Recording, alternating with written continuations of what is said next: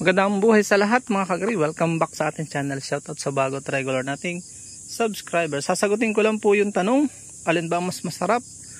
Which is sweeter, ripe versus overripe? O alin ba ang mas matamis sa dalawa? Itong ripe o overripe? Parang parehas lang yata itong napakita ko sa inyo. Bawat prutas mga kaagri ay may kanya-kanyang katangian. Ano po? Merong nahihinog kapag napitas mo na. Katulad po ng mga yung watermelon o pakwan. Kahit medyo alangan pa, pwede siyang pitasin, pero mahihinog siya kapag in-stock mo. Kaya nga pinipili lang po yan ng magtitinda. Pinipili din yan ng namimili. Dual selection ang nangyayari. Kasi napapahiya din sila kapag hindi matamis. Ano po? Yun po yung mga pagkakaiba. Ang avocado ganun din. Pinipitas siya ng hilaw, nahihinog na lang sa bahay. Masama siyang pitasin ng hinog. Yung po mga kaagring marang ganun din.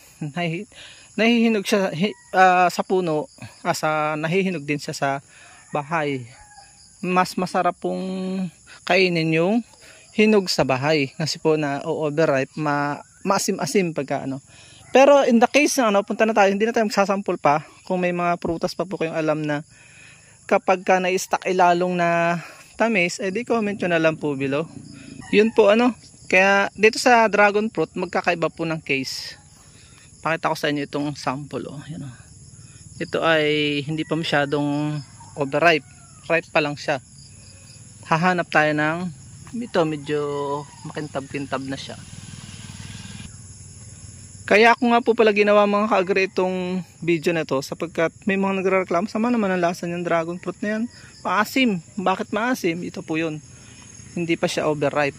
Kapag ka po pinitas mo siya ng overripe, matamis po yan talaga. Ito hindi pa masyado ito. Ito po, pinapa-overripe ko ito. Papasalubong ko sa nanay kung may sakit sa Sabado. Pipitasin ko siya ng Friday. Kapag po yan ay hindi overripe, maasim po yung dulo. Ito medyo may butol-butol dito maasim sa part na to. Yan, pag pintas mo ng madaling araw, malamig, nilagay mo sa rep, wag sa freezer, matamis po siya. Ang daming hinog. Unang bunga pa lang po ito, pangalawang bunga pala. Yun po ang niyan. Kapag ka po yan ay walang abonong yung organic na dumi ng tupa, hindi po yan tatamis talaga. Yun po yung logic nito. At saka pagka po yan nga pinitas mo po kapag pinitas mo yan ng alangan pa, ito medyo overripe, malapit na ito ma-overripe.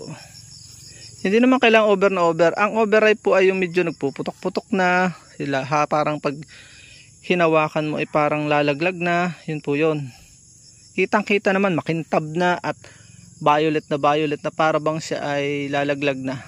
Ang sarap, nakakaakit, medyo naputok-putok nga po ang balat. Yun po yung napansin ko, kapag ka overripe ay matamis. Ang logic po noon, lahat ng nutrient na kailangan niya ay napapunta na sa prutas mula sa lupa. Kaya po siya ay matamis na yung potassium. Subalit po kapag ka po yan ay maulan, naasim din po yan. Kahit pa yan mag-iiba po ang lasa. Huwag niyong ibintang lahat sa overripe o ripe lang o sa abono. Yun po yun. Kapag ka maulan, hinarvest po doon sa lugar na maraming tubig, yan po ay hindi talaga mahahanapan na matamis. Talagang nag-iiba po ang lasa. Kahit po yung mga pakwan, natabang po yan. Yun po yung logic niyan. Ito, tinatanggal yan pagka yung natutuyo-tuyo na. Ito pa, umipahabol pa dito. So yun po yung dahilan, kaya matamis, kaya maasim, na harvest siya ng alangan. Hindi na kompleto po yung nutrient. Nagkaroon siya ng naulan. Babad sa tubig yung lugar na pinag-anihan. Medyo factor po yun. Etong kwan at isa pa ay yung na gamitan ng kutsilyo kahit pa yung overripe na ginamit sa kalamansi. Aasim talaga yun. Medyo hindi siya matamis kahit siya overripe. Yan po yan Ito niya pati ito. Pa-overripe po siya. Aabot pa ito sa tanay ko. Nando sa ilalim. 3. So yan lang po. At naway may natutunan kayo sa mikli natin agad kwentuhan. Paalam and God bless.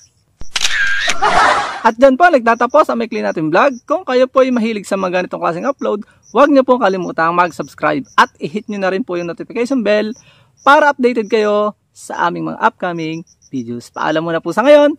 Bye-bye and God bless.